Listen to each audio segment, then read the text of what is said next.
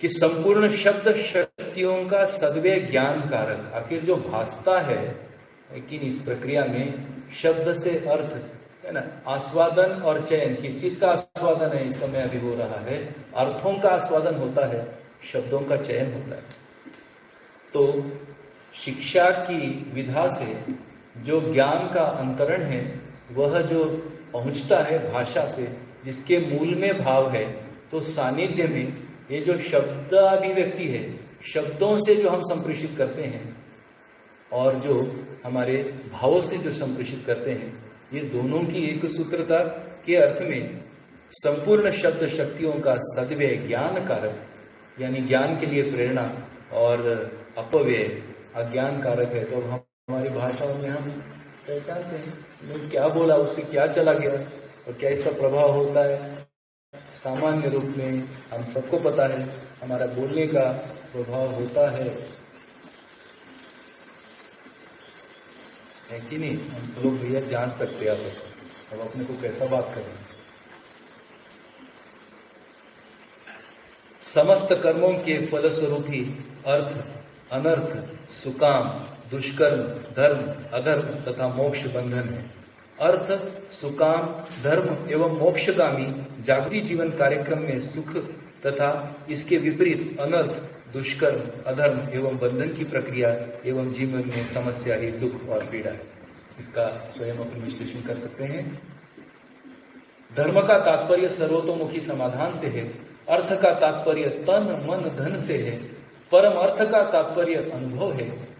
जागरूक मानव में काम का तात्पर्य संज्ञानीयता पूर्वक संवेदनाएं नियंत्रित और प्रमाणित होने से है।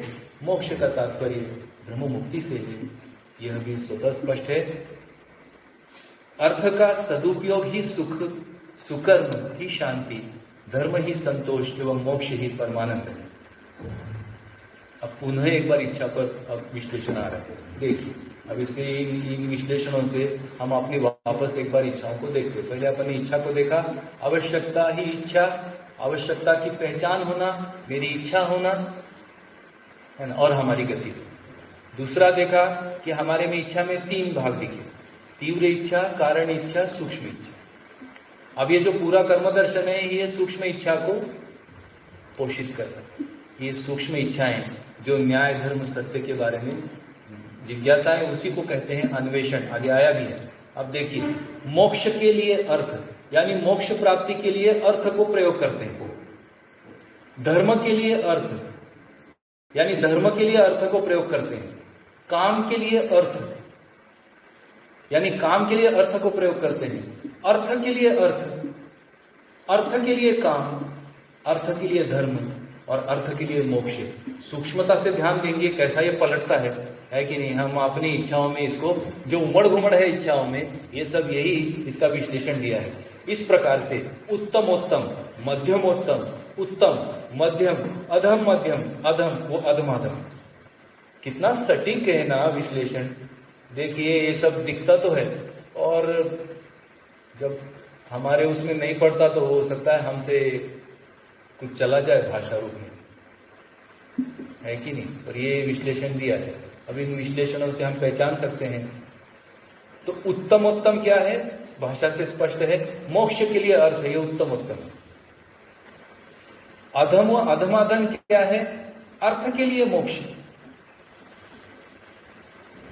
है कि नहीं। बहुत समीक्षा का मेरा मन नहीं है इस समय, है ना। आप अर्थ को पहचान सकते हैं। अर्थ के लिए मोक्ष को प्रयोग करेंगे, ये अधम, अधमाधम कहा है। और मोक्ष के लिए अर्थ का प्रयोग करेंगे, ये उत्तम उत्तम। हम अपने में पहचान कर सकते हैं, है ना, हमारी इच्छाओं में क्या होना है। इच्छा भेद से अन्वेषण, अन्वेषण का अर्थ है इच्छा पूर्ति के लिए प्रयास। इसका सामान्य अर्थ है शोध, है ना। अन्वेषण करते हैं मतलब शोध है। तीन प्रकार का अन्वेषण देखा गया। अब उसको देखिए, इच्छा भेद से अन्वेषण, अन्वेषण भेद से गम्यता, गम्यता भेद से अनुभव, अनुभव भेद से आकर्षण, आकर्षण भेद से मूल में प्रवृत्ति, मूल में प्रवृत्ति भेद से आवश्यकता, आवश्यकता भेद से अन्वेषण, अन्वेषण भेद से इच्छा है। तो अब होना क्या है, तो ये अन्वेषण है। इन अन्वेषणों को पहचानना। इसमें लिखा है अनुभव भेद से आकर्षण, यानी हमारी इच्छाओं में आकर्षण है। तो किस बात का आकर्षण है? तब ये दिखता है कि अनुभव की स्पष्टता होने से आकर्षण है। क्या चीज का मैं अनुभव चाहता हूं, वहां आकर्षण। आकर्षण के भेद में मूल प्रवृत्ति के भेद से आवश्यकता। तो अनुभव की निरंतरता या क्षणिक सूत्रों की भंगुरता, ऐसा भी एक सामान्य विश्लेषण अपन इसमें कर सकते हैं। आगे मूल प्रवृत्ति भी दिया हुआ है। तब इस प्रकार से ये अन्वेषण हमारा होता ही रहता है। 3 प्रकार की अन्वेषण प्रवृत्तियां मनुष्य में देखी गई है: सत्यान्वेषण, ऐषणान्वेषण और विषयान्वेषण। तो विषयान्वेषण प्रवृत्तियां जीवों में भी दृष्टव्य है। भी सटीक वर्णन, जीवों में भी दृष्टव्य है। शेष 2 मनुष्य में ही हैं। पुनः एक बार, मनुष्य और पशु के बीच में अंतर। मनुष्य में ऐषणान्वेषण है और सत्यान्वेषण, पशुओं में विषयान्वेषण है कि नहीं। आगे विषय भोग की 3 अवस्थाएं हैं। ये भी एक अपन इसको कर सकते हैं। विषय उपभोग की 3 अवस्थाएं होती हैं: निमित्त, साधन के प्रति नगण्यता विषय, प्रमाद विषय, प्रमत्त विषय। ये क्रम से विषयों से अलिप्त, ग्रस्त एवं दग्ध पाई जाती है। प्रमत्त का मतलब है दग्ध होना, यानी उन्माद। प्रमाद का मतलब है कार्य, व्यवहार और वस्तुओं में निहित उपादेयता का ज्ञान न होना, ये प्रमाद है।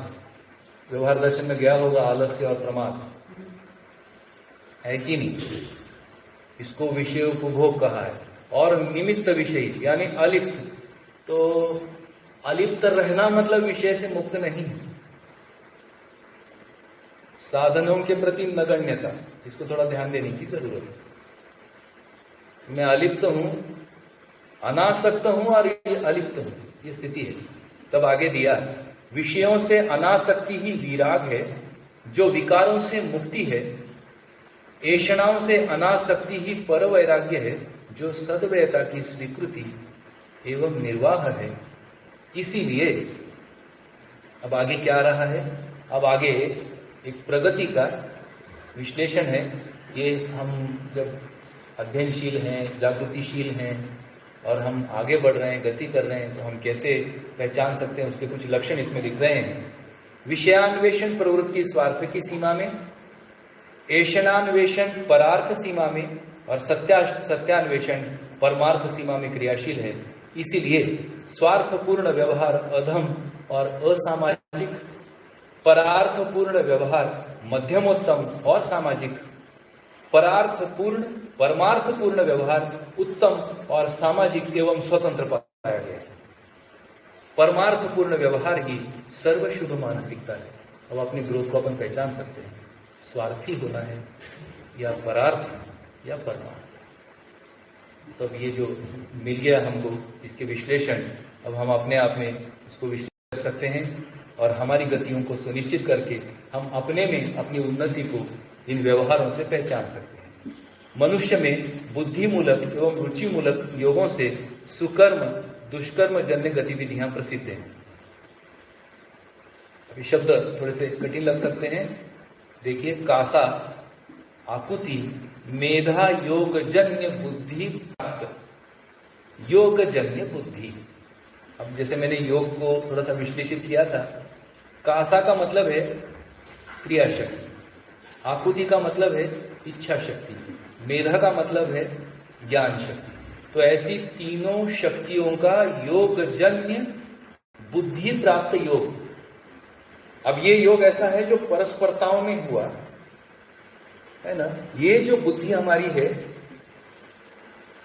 आगे मति, सुमति, अनुमति, सुकर्मजन्य बुद्धि, अमति, कुमति, दुर्मति, दुष्कर्मजन्य प्रवृत्ति के प्रत्यक्ष रूप में है।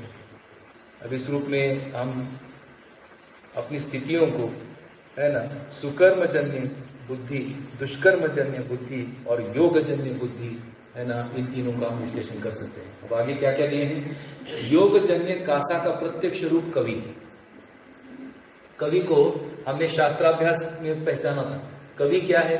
जो शास्त्र हैं उन शास्त्रों को सरल सुगम भाषाकरण में कर लेते हैं, तो एक कवि होने की उपलब्धि। योगजन्य कासा का प्रत्यक्ष रूप। कोविद का मतलब है जानकार। कलाविद का मतलब है कलाओं के माध्यम से जागृति रूपी संदेश को प्रकट करने वाले। आकुति दिव्य कर्मी, जैसे अभी हमने आवश्यकतावादी के रूप में देखा कि भाई वादी और कारी, तो इस रूप में जो कर्म है आकुति दिव्य कर्मी यानी स्पष्ट अभ्युदयकारी, दिव्य प्रयोजनशील उपयोग यानी संयत भोग, दिव्य ज्ञानी यानी निर्भ्रांत के रूप में, तथा मेधा परिपूर्ण ज्ञान समेत मोक्ष का प्रत्यक्ष रूप है। यही दया कृपा करुणा के प्रकट और स्पष्ट है। तो कर्मों में ये विश्लेषण कासा का प्रत्यक्ष रूप, कोविद, कलाविद, इस प्रकार से हम जो कर्म विश्लेषित हैं मानवों के, उस पर अपन ध्यान दे सकते हैं। सुकर्म जन्य मति मान्य सामाजिक कर्म आचरण एवं कार्य व्यवहार के रूप में दिखता है। सुमति सुकर्म समाज के लिए आवश्यकीय कर्म आचरण एवं कार्य व्यवहार के रूप में अनुमति अनुपम कार्य यानी अनुसरण योग्य कार्य आचरण एवं कार्य व्यवहार के रूप में पाई जाती है। सुकर्म ही सद्बुद्धि, सत्प्रवृत्ति, सुबोध, सद्विज्ञान, सामाजिकता एवं सत्संकल्प है। तो इन सब की परिभाषाएं हम देख सकते हैं। सुबोध की परिभाषा देख सकते हैं। सत का मतलब है जो सत्य है, सत्य के साथ जो प्रवृत्ति है वो सत प्रवृत्ति, सत्य के साथ जो विज्ञान है वो सद्विज्ञान, सामाजिकता स्वयं स्पष्ट है, सत्संकल्प यानी जागृति का संकल्प, यही सुकर्म। दुष्कर्म जन्य अमति अमान्य स्वाभाविक है, सामाजिक रूप से जो मान्य नहीं हुआ अमान्य कर्म आचरण एवं कार्य व्यवहार के रूप में कुमति, कुत्सित कर्म, निषिद्ध कर्म आचरण एवं कार्य व्यवहार के रूप में दुर्मति, दुष्कर्म आचरण एवं कार्य व्यवहार के रूप में गण्य है। इसलिए विषयान्वेषी बुद्धि दुष्कर्म में, ऐषणान्वेषी बुद्धि सत्कर्म में, सत्यान्वेषी बुद्धि योग एवं जागृति में प्रसक्त प्रयास और अभ्यासरत पाई जाती है। अब इस रूप में हमको निर्णय करना है कि हमारा अन्वेषण किधर हो। प्रत्यक्ष मनुष्य का सहज प्रवृत्तन वातावरण अध्ययन एवं संस्कार के ऊपर में है। हमने व्यवहार दर्शन में इसकी स्पष्टता ली है। प्रकृति एवं मनुष्यकृत भेद से वातावरण प्रसिद्ध है, ये सूचना भी हमें स्पष्ट हो रही है। इसका कर्म दर्शन के संदर्भ में हम रेफरेंस स्पष्ट हो सकता है। शिक्षा एवं व्यवस्था ही मनुष्यकृत वातावरण का प्रत्यक्ष रूप है, ये भी आपको स्पष्ट है। मानव का मात्र संस्कार अन्वेषण तरह की सीमा में स्पष्ट है। प्राकृतिक वातावरण की गणना प्रत्येक भूमि पर पाए जाने वाले शीत उष्ण एवं वर्षामान ही है। प्रत्येक भूमि पर प्राकृतिक वातावरण वर्तमान है, वह उस भूमि में पाए जाने वाले खनिज एवं वनस्पति की राशि पर आधारित है। यह उस भूमि के विकास पर आधारित है। ये भी सामान्य से विश्लेषण है, हमारा ध्यान जा रहा है ना। ध्यान देने का मुद्दा यहाँ पर है कि प्राकृतिक वातावरण वर्तमान है, वह उस भूमि में पाए जाने वाली खनिज एवं वनस्पति की राशि पर आधारित है। अब हमारे कर्म जो प्राकृतिक की दिशा में हैं, उस रूप में अब हमें ये नियम पर ध्यान जाता है कि खनिज एवं वनस्पति की राशि कैसे अनुपातीय विधि से बनाकर और हम अपनी कुशलता और निपुणता को हम प्रयोग कर सकते हैं। ये पांडित्य हमारे पास होना। किसी भी भूमि पर जीवों और ज्ञानावस्था के मनुष्य की अवस्थिति घटना के पूर्व ही वनस्पतियों का समृद्ध होना अनिवार्य है, ये भी दिखता है। इसके पूर्व जल का होना आवश्यक है। प्रत्येक भूमि पर किसी अधिकतम न्यूनतम शीत उष्ण और वर्षामान की सीमा में ही जीव एवं मनुष्य में अपने जीवनी क्रम और जीवन के कार्यक्रम को संपन्न करने में समर्थ हुए हैं। तो हमारे पास 5-7 मिनट बचा है। ये एक विश्लेषण करके आज हम इस अध्याय को यहाँ पर हम पूरा करते हैं और कल फिर 8-9 पृष्ठों को हम करेंगे। अब देखिए, प्राकृतिक वातावरण का संतुलन भी मनुष्य सहज जागृति के लिए सहयोगी है, ध्यान देने का मुद्दा है। प्राकृतिक वातावरण असंतुलित है, ऐसे में जागृति के लिए कैसे सहजता होगी। इसलिए संतुलन के लिए आधार आवश्यक है। अशेष प्रकृति का संतुलन आधार सत्ता ही है जो पूर्ण है। प्रत्येक क्रिया के संतुलन का आधार नियम है जो पूर्ण है। प्रत्येक व्यवहार के संतुलन का आधार न्याय है जो पूर्ण है। प्रत्येक विचार के संतुलन का आधार समाधान है जो पूर्ण है। प्रत्येक व्यक्ति में अनुभव का आधार सह अस्तित्व रूपी परम सत्य है जो समग्र है। तो एक परिभाषा का स्लाइड मैंने आपके लिए रेफरेंस में दिया था। हम अब ये जो परिभाषा है कि पूर्ण और समग्रता, इस परिभाषा को हम स्पष्ट कर लेते हैं। पूर्ण किसे कहते हैं? प्रत्येक क्रिया के संतुलन का आधार नियम है जो पूर्ण है। पूर्ण की परिभाषा है जो स्वयं मात्रा न हो और जिसमें समग्र मात्रा समाई हो, वो पूर्ण है। तो प्रत्येक व्यवहार के संतुलन जो प्रमाण रूप में दिखता है, जिसका आधार न्याय है, जो पूर्ण है।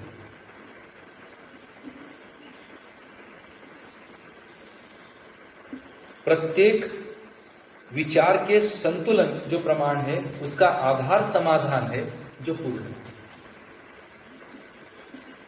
और प्रत्येक व्यक्ति में अनुभव का आधार सहअस्तित्व रूपी परम सत्य है जो समग्र है। अब समग्र क्या है?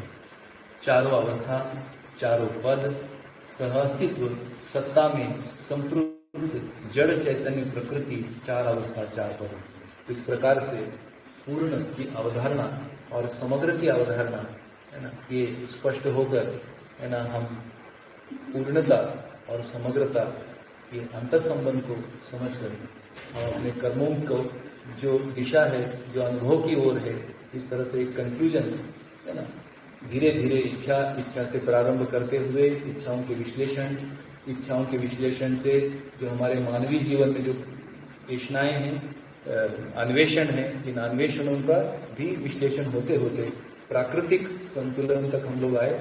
और ऐसा प्रकृति और मानव के अंतर संबंध में मानव सामाजिकता है ना, बौद्धिक, प्राकृतिक और सामाजिक, इस प्रकार से यह विश्लेषण होकर और ये पूर्ण और समग्र ये अनुभूतियां के साथ कर्म दर्शन है ना हमारे में अंतरित होना, ये आज की उसमें शुभकामनाओं को व्यक्त करते हुए मैं आशा करता हूँ कि ये जो छोटा सा पठन, स्पष्टीकरण और कुछ परिभाषाओं के साथ हम लोगों ने प्रारंभ किया। हमारे पास 5 मिनट और शेष हैं। यदि आप सुन के थके ना हो तो मैं कुछ परिभाषाएं एक बार आपको पढ़ के सुनाना चाहता हूँ। और ये परिभाषाएं हमको कर्म दर्शन समझने में सहायक हो सकती है। कर्म की परिभाषा पढ़ता हूँ, है ना। कर्म की परिभाषा है जागृति सहज प्रमाणीकरण क्रियाकलाप। सोच सकते हैं, जागृति स्पष्ट है, प्रमाणीकरण स्पष्ट है, क्रियाकलाप भी स्पष्ट है।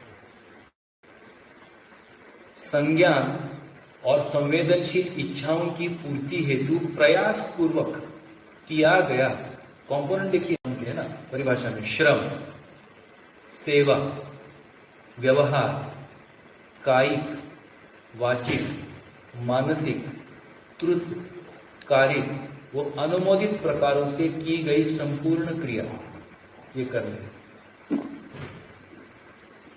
अब हर एक में हम अपनी डायरेक्शन देख सकते हैं। श्रम का डायरेक्शन, सेवा का डायरेक्शन, व्यवहार का डायरेक्शन, और ये कायिक, वाचिक, मानसिक, कृत, कारिक, अनुमोदित प्रकारों से की गई संपूर्ण क्रिया, ये कर्म है। कर्म मानव के संदर्भ में प्रत्येक मनुष्य में पाई जाने वाली कायिक, वाचिक, मानसिक, कृतकारिक, अनुमोदित प्रबोधों से किया गया क्रियाकलाप जैसे, और विश्लेषण दिया, जैसे कैसे मानव कर्म करता है, किया गया, कराया गया, कराने के लिए मत दिया गया। देखिए चुपने की जगह नहीं याद इसमें, नहीं ये मुझे नहीं पता था, है ना, मेरे को नहीं जानकारी। बहुत सारा अपन देखते हैं, बाबा जी यहाँ आते थे तो पूछते थे कितना दूध हुआ बेटा, अब बाबा जी बोले पता नहीं, है ना, तो फायरिंग सुनना पड़ता है, क्या पता, जानकारी नहीं है। परिवार में तो बहुत होता है, तब देखिए, किया गया, कराया गया, कराने के लिए मत दिया गया। हाँ, बोला गया, बुलवाया गया, बोलने के लिए मत दिया गया। सोचा गया, सोचवाया गया, सोचने के लिए सम्मति दी गई। इस रूप में यह प्रत्येक मनुष्य में सर्वेक्षित है। तो भाई और बहनों, मुझे ध्यान गया, बचने की जगह नहीं है। तो वैसे कर्मों में ये हम करते हैं, इसका विश्लेषण है। अब इसमें इसलिए कायिक, वाचिक, मानसिक में कंटेंट देते हैं और हम अपने कर्मों को पहचान सकते हैं। ऐसा एक प्रक्रिया दिख सकती है। अनुमान है ना, मध्य दर्शन को हम लोग कल पढ़ेंगे। अनुमान, इसमें अनुमान शब्द चला गया। एक कर्म में अनुभूति और अनुमान। अनुमान क्या है? अध्ययन विधि में अनुक्रम से किए गए अपेक्षा क्रिया जो वृत्ति, चित्त, स्मरण और धृति के संयुक्तता में होता है। अब धृति बुद्धि की क्रिया, ये व्यवहार दर्शन में आपको गया है। निश्चित क्रियाकलाप के पक्ष में किया गया अपेक्षा, अनुमान। अनुभव मूलक विधि से अनुभव से अधिक उदय ही अनुमान है। यानी जागरूक मानव के जो कर्म से अंतरित होता है, तो वो अनुभूति और हमारे में अनुमान बनने लगते हैं, है ना। इस प्रकार से अनुभव से अधिक उदय ही अनुमान, अनुक्रम पूर्वक प्रमाणित करने का प्रयासोदय ही अनुमान है। आवश्यकीय, अभी आवश्यकता की चर्चा हुई, आवश्यकीय क्रियाकलापों के अर्थों में अपेक्षा, भ्रमवश किया गया अनिश्चित योजना और आकलन। इस प्रकार से भ्रमित स्थिति का अनुमान भी हम पहचान सकते हैं कि ये भ्रमवश किया गया। अनुमान को कैसे पहचाने? योजना की निश्चितता नहीं, है ना, आकलन तो और दूर की बात है। तो कल हम शास्त्राभ्यास और मध्यस्थ दर्शन, ये कुछ परिभाषाएं सुनेंगे और उसके साथ साथ आज का यह स्पष्टीकरण पठन आज पूरा करते हैं। आप सब साथ दिए और आपको सब अच्छा लगा होगा। राकेश भैया को नमस्ते, यहाँ उपस्थित सभी बंधुओं को नमस्ते, ये सहयोग के लिए धन्यवाद।